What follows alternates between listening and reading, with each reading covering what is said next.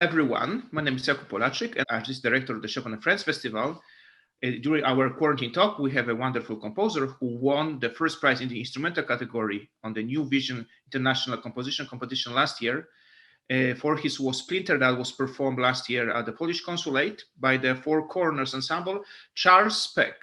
Charles Peck is a composer who graduated from Cincinnati, is based in Philadelphia, but is also now doing his doctorate at the Cornell University. And he is with us, and he will share his thoughts and his ideas. Hello, Charles. Nice to see you. Great to see you again. Say, Charles, how are you, by the way? Where are you now? Yeah, I'm living in Philadelphia area, and I am staying busy, composing as much as possible in quarantine world and teaching. So it's keeping me on top of everything for sure. So are you teaching Philadelphia? Philadelphia, right? Yeah, I teach at the University of the Arts. It's right in downtown Philly. That's nice. But how can you do that? You are in actually two places which are not so close to each other. Cornell, right? Cornell University and Philadelphia. Yeah. How do you do that? Yeah, I was in residence at Cornell for a few years, and a large part of that I was commuting back and forth between Philadelphia and Ithaca, New York, which is about a 4-hour drive. So that it is. That definitely got a little taxing, but I'm all done my coursework now. So at this stage, I'm finishing my dissertation and focusing on that. And so I'm able to live in Philly without having to drive up there all the time. So do you drive or do you take a train? Yeah, I did the driving move because the only way to get there by like train or bus usually is to kind of go to New York and then go over to Ithaca, which means that it's like. So with whom do you study now composition at the Cornell? My committee chair, my main teacher there has been Kevin Ernst. He's been amazing. I studied with Stephen Stuckey at the beginning of my tenure there. He passed away, several years ago now. But most of my time has been with Kevin Ernst, and he's a really amazing thinker. And I remember every time I would come into a lesson, and you kind of expect you're going to talk about X topic, and by the end you've talked about like the whole alphabet. So he's always fun to talk to. Wonderful. Okay, so now Charles, maybe you can share with us about your last 6 months. How have you been? What did you compose? Are you concentrate on your DMA? So how was your time? Yeah, I've done a ton of composing. Thankfully, composers usually have a lot of lead up before their performances. So even though performances are kind of at a standstill generally right now, I've got a lot of pieces that are going to be, performed down the line. So I've been very busy. I wrote, finishing an orchestra piece right now for the Orchestra of St. Luke's, which is going to be like the loudest thing I've ever written. I think I'm like spending too much time by myself. I need to like get some sound out there. They also commissioned like some solo work. So I did this solo piece for Kaya Bryla Weiss. She's a violist in New York, and she's a really great player and person. And so she recorded my piece like a month after I gave it to her, and we did a virtual premiere, and it was just nice to when all performances are shut down to just have some virtual music making happening. So that was really fun. And I've got a couple other pieces that I'm wrapping up, and I got to start another one next week. So definitely have my plate full, but it's, composers work in isolation a lot of times. So I've got plenty of isolation, so it's keeping me busy. But how about your studies? Did you have virtual lessons? So basically at the stage I'm at, I'm ABD, so I'm finished all my coursework, and the only thing I've left is my dissertation. So I'm kind of at a stage now where my dissertation is something that I'm sort of slowly working towards finishing right now on my own, but I'm not like taking formal classes or lessons really. The most lessons I've had actually have been with Anna Klein, who is the mentor for this composer program with the Orchestra of St. Luke's that I'm doing. So the orchestra piece that I was working on, I actually worked on with her for several months. So she's probably my most recent teacher, actually. So tell me also about that. So what is your dissertation about? Are you writing just a composition, or you need to write papers? There's a component of it that's like your largest piece during your doctorate is part of that. But for me, my actual paper, which it's a piece and a paper basically. And so my paper is actually about the music of Andrew Norman. His music is incredible, and the thing that I've always really loved about it and studying with it, and obviously writing the dissertation, I'm getting even deeper in depth on it, and just finding a lot of reward in the fact that his music is, to me, equally satisfying to listen to and to study. Sometimes are you writing about his works, maybe about the play or particular work, or just about his different works? Yeah, it'll be about. Sorry, I'm a little skippy here, but I think it's going to be a sort of an overview of some. Overview, okay. Yeah, I wrote a paper during my degree about Companion Guide to Rome, which is this amazing string trio of his, and pretty soon after I wrote it, a violist named Anne Lanzelotti released like a 300-page dissertation about the piece. And it's incredible. It's really well written and researched and thoughtful. And so my 30-page article on two of the movements was kind of like, okay, I need to do more, because she clearly wrapped up that piece. But his music it's just so and clarity that it sounds good, but when you dig in, you realize just how detailed the writing, the notation is, how beautifully elegant some of the compositional structures that he's using are. So I found a lot of reward in studying his music. Wonderful composer, wonderful, yeah. Especially for orchestra, amazing. Yeah. So that's great that you are writing. Someday I'm gonna read this, because I'm probably gonna learn a lot from you. Yeah, he's been teaching me plenty already. So. Well, that's great. That's great, because you like to write for orchestras, right, Charles? Do you like orchestras? Yeah.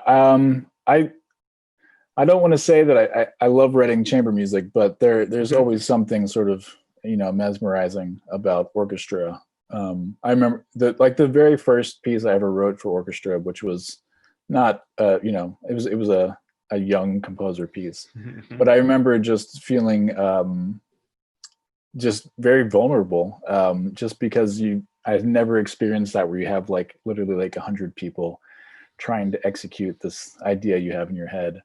Yeah, it's special. So it's a lot of work, but can be really, really rewarding when it goes well. Who is your inspiration? Which composers were important for you in your life?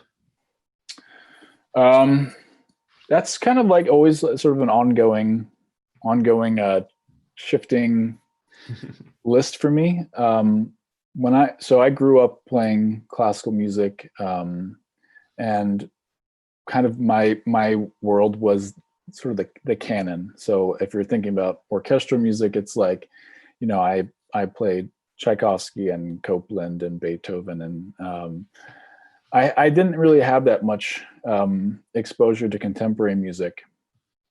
So to me, one of the things that has been fun about my growth musically has just been to just become aware of more and more music. And he's sort of an old-fashioned composer now. Prokofiev wrote this piece in 1945 called his Fifth Symphony, and I remember hearing the Philadelphia Orchestra play that when I was in college, and just being like, "Wow, that was wild." It was like the newest piece I had heard at the time, and that kind of changed my perspective and set me on the composition path, really. And then I started hearing composers like Lutoslawski, who's an incredible composer known for his aleatoric music. Dutia is someone who's really kind of resonated with me. His concertos are kind of incredible. Like just his violin, cello concertos are masterworks. And yeah, I guess I would say kind of thinking more contemporary composers. I've really liked the music of Andy Akiho, and Gabriella Smith is an excellent composer. Anna Thorvaldsdottir. That I'm giving you kind of a long answer just to kind of say that for me, it's kind of been, I just love hearing new things, and that's kind of been my story as a listener and composer for a long time, is just to keep opening my mind up to new sounds, and yeah, there's always new stuff to find. So. Great, Charles. But have your composition process changed over the years? If you're gonna go back like 10 years ago and now, are you writing in a different way? Do you make sketches? How do you compose? Like, first of all, do you think about the piece and you start writing when you already know the last note? What is your process now? Yeah, I mean, I've never had a kind of set process. Mm-hmm. Generally, I would say I'm much faster now than I used to be. Just it's a lot of things. It's you bring to bear like knowledge of what sounds you like from instruments and how to realize ideas that are in your head. But I never really have a great sense of like, I'm starting the piece and this is how it's going to exactly end. I often have ideas where I think I know that, and then I start writing the piece, and the material dictates where it wants to go. And okay. To me, I think that's like a satisfying way to experience it, because you kind of get to discover the piece as you're working. So your process haven't changed that much, right? Over the years, just similar. Yeah, it's similar. I've definitely mixed in some new concepts, but yeah. Okay, Charles, I would like to also come back to your work from the last year, from the Chopin and Friends Festival, of the Splinter that was for the trio. Very interesting piece. And I have also a couple of questions about, if you can remind us this piece, about the inspirations. Use a lot of wonderful use of the harmonics. I remember it grabbed my direct attention, and also those drones of the open strings. It sounded so powerful, just for the string instrument. So can you tell us about it? Yeah, so working on this piece, it's a piano trio, and I was really I've been really interested in some kind of bluegrass techniques. It's something I've been attracted to. I'm not a violinist, despite what my wall might tell you, but I spent a lot of time improvising on it. And as someone who's not a capable performer, what is really intuitive to play are open strings and sort of inflections of those open strings. So like harmonic, slides on the neck that are playing harmonics instead of actual pitches. But have you tried by yourself everything before writing, or? Pretty much. Again, I'm not someone who can sort of play the notes that I'm playing, but I like to feel the gesture of what I'm trying to do. Yes. And so this piece that I wrote, that you guys performed, was built around like this idea that there's these open strings that resonate in the cello, and that there are these sort of like percussive and sliding effects that in some senses come from some bluegrass fiddle techniques, that were things that I could improvise on the violin. For this piece, I actually recorded a whole bunch of this sounds. I did a ton of improvising and recorded it, and sort of, by editing sort of those audio files, I got the piece that ended up, being the final version. So it was a lot of improv as part of it. Great, wonderful. So it's also so about Chopin, because Chopin was improvising. What do you think about Chopin? Do you like Chopin? Do you find an inspiration in his music? Oh yeah, I mean he's one of the great composers for sure. I don't. There's certainly some pieces of his that think are just, to me, feel a little bit dated, but pretty much all of his piano works are incredible. And just like the detailed voicings is one of the things I always think about with his music, is that where you can't transpose any of his pieces, because like the way that he like set everything to resonate on a piano is just like exactly how it should be. Yeah. You're right. I think so. There were done some arrangements or orchestration of his works, like preludes, little, but it was never the same as the piano. It's so much attached to the sound of the instrument of the piano.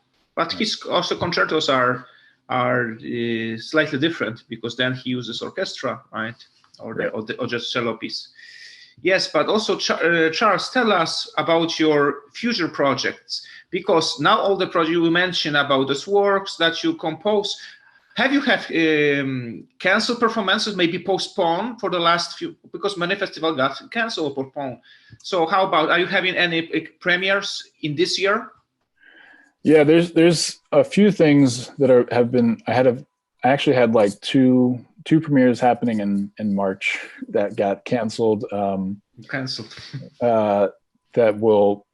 I think the one piece was gonna get delayed until it's gonna be like maybe next June now. The other piece, I'm not sure when we're premiering that yet. We've been talking about doing a digital premiere, but I just did. I did write a piano and percussion piece recently for the pianist Brianna Matsky, who has this program called the Response Project, where composers respond to different prompts. And this project was in response to Pauline Oliveros. So she's doing this. She organizes this response project, and she commissioned several pieces with percussionist Chris Graham, and they actually did a recording. Actually, they're actually based in Cincinnati. Cincinnati. Harken back there.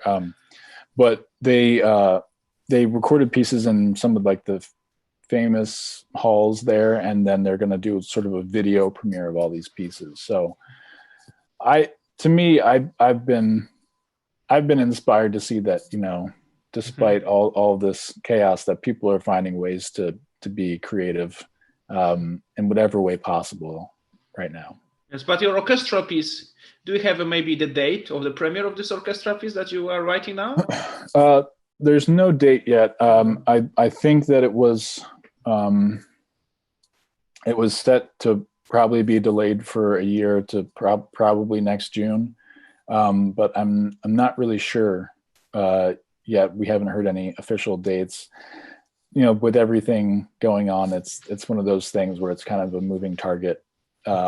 So whenever it happens, it's going to be great, but I'm not sure when it's going to be yet. Yes, also Charles, tell me, also your wonderful covers for your works. Is it your work, or maybe you have a special artist that you collaborate with regarding your, covers? Each of your pieces has a different cover. Yeah, I probably spend entirely too much time working on those. You do that? Oh, wow. Congratulations. Yeah. No, it's definitely one of those things that, to me, I never feel like I've wrapped up a piece properly until I make the cover. Just feels like you're putting the kind of final stamp on everything. But it does take a long while, because I don't really have a graphic design background. I just like to feel like when you get the score, that you could be as excited about the score as the music. So, yeah. So do your cover of the works represent something regarding the structure or regarding the piece? How do you find those covers? Yeah, I definitely want to. It's always to try to represent the piece, and most of my works have some sort of extra musical concept associated with them. So Splinter, the example that yes, we talked about, that piece has this really kind of fragmented cover to it. It's very abstract. It's sort of the idea of a splinter to me was like something sort of like shattering and splintering into lots of different particles or pathways. And so something abstract like that, to me, I wanted to find something that felt like it resonated with that sensation. But other pieces, I just did that viola piece I was discussing called Cloak. And for that, I was trying to like create sort of basically the image of a cloak. And so I wanted to kind of capture that visually, and I like hid the title within the cloak kind of thing. So do you have enough your cover on your computer that you can share at least one? Do you have anything with you? Sure, yeah. We would love to see even one. Yeah, let's do that. Then we'll know what we are talking about, you know. The last year that won the prize, right? Yeah, so this is the cover for Splinter. This is me trying to get that kind of fracturing sensation. Cloak, the other piece that I described, this is the cover for that. Trying to get that sense that there's sort of like a flowing cloak to it. Can you little move it to the left, because we couldn't see it clearly? Oh, sure, yeah. Can you move? Oh, then we see it. Oh, right, that's better. Yeah. That's much better. Yeah, trying to capture that look. Okay, there. great, wonderful. Yeah. But also, Charles, tell me, have you ever considered writing like video art or like a piece with the visualizations? Because you know you have also visual talent. I think it's something that is super intriguing to me, but it's sort of one of those rabbit holes that I think it would be the kind of thing where I would need a lot of dedicated time to work on that, because I am very particular about kind of the visuals that I like, and so I'd want to make, and not having a background in that, I'd want to spend a lot of time to make sure I got that right. And at this stage, you know, especially finishing my dissertation and and trying to keep up with commissions means I don't really have time to dedicate to that. But it's actually a good idea, and I probably should make a point to try that at some point. Definitely. But you know, do you like video art also? Do you enjoy? Yeah, there's so many ways to approach that, and it happens a lot in electronic music. A lot of people use some program called Max MSP, right? And that program is really well suited to audio and to video, and so it's really easy to make connections between those two. And so I've seen some projects that have had really cool visuals, and so that's definitely a good way to kind of generate these kinds of things. But it's when you're doing live music, there's often this the difficulty of pairing the timing of a visual with like a live performance. When you have players who, you know, they flex tempos, there's rubato, which are good things in live music. There's a very good program, by the way, Charles. Arcaos. Have you heard about this, Arcaos? Yeah. I use it sometimes. It was very helpful, you know, for the live performances. Yeah, you have to have programs like that to figure out how to deal with this, you know, appropriately, so that you get the nice visual experience that you want, but that it really feels like it's synced up to the live performance. That's right. Yeah. Also, Charles, tell us, we would like to hear some of your work. Which work would you like us to recommend? Would you like us to hear after this conversation? Probably, I think probably still one of my favorite pieces I've done is string quartet called Rift and Shade. This one. Jack Quartet did a recording of it on YouTube. That is I'm super happy with. So can you tell about this piece? It's just a few words. Yeah, it's a little bit older. I think I wrote it in 2015. 5 years ago.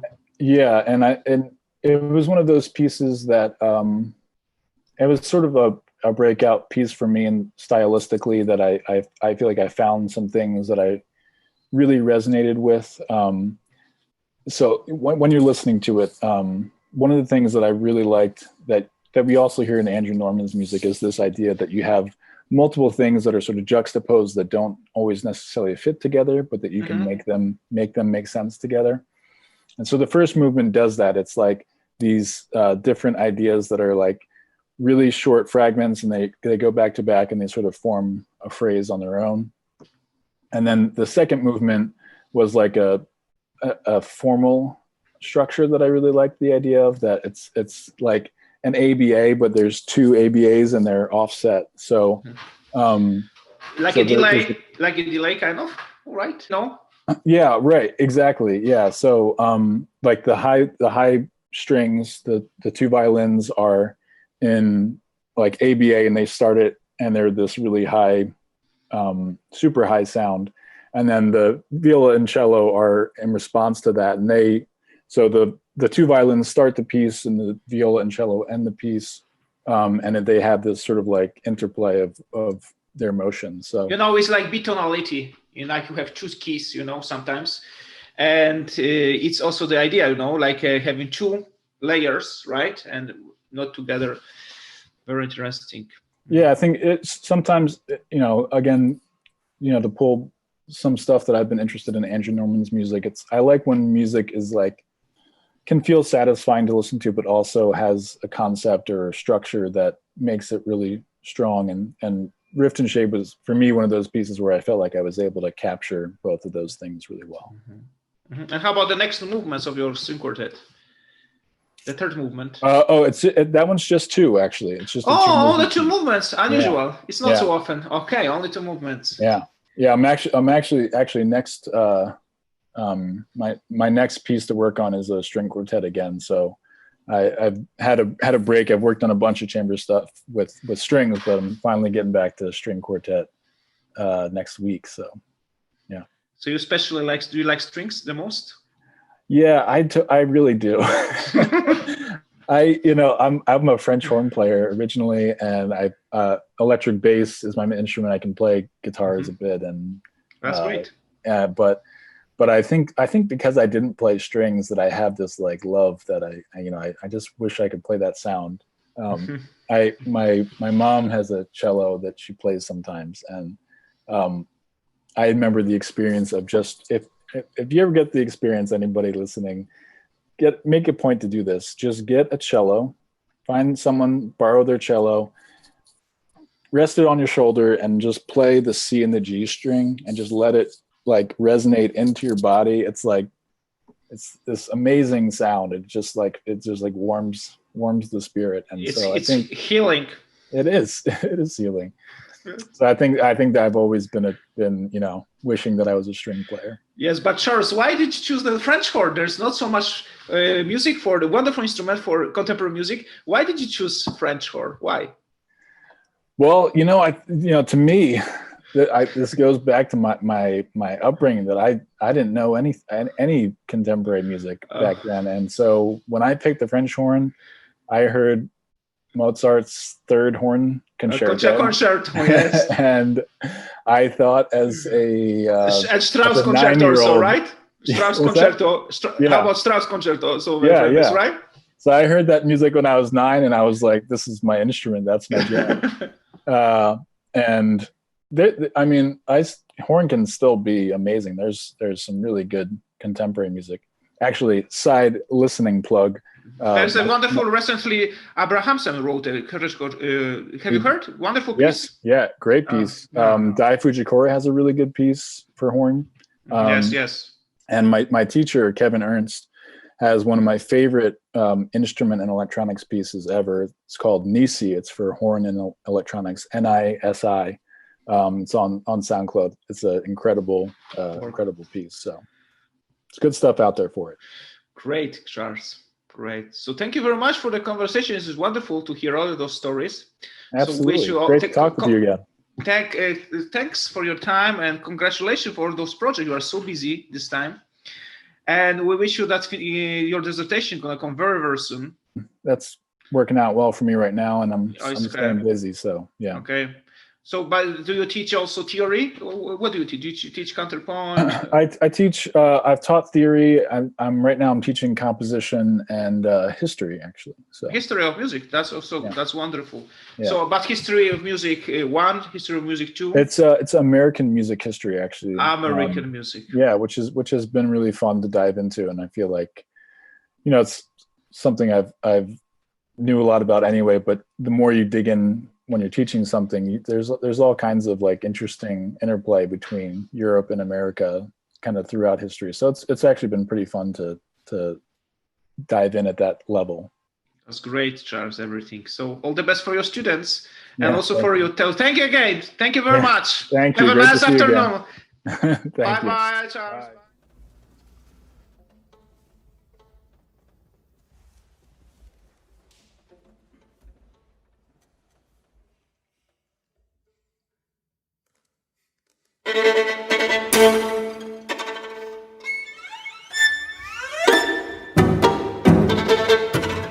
Thank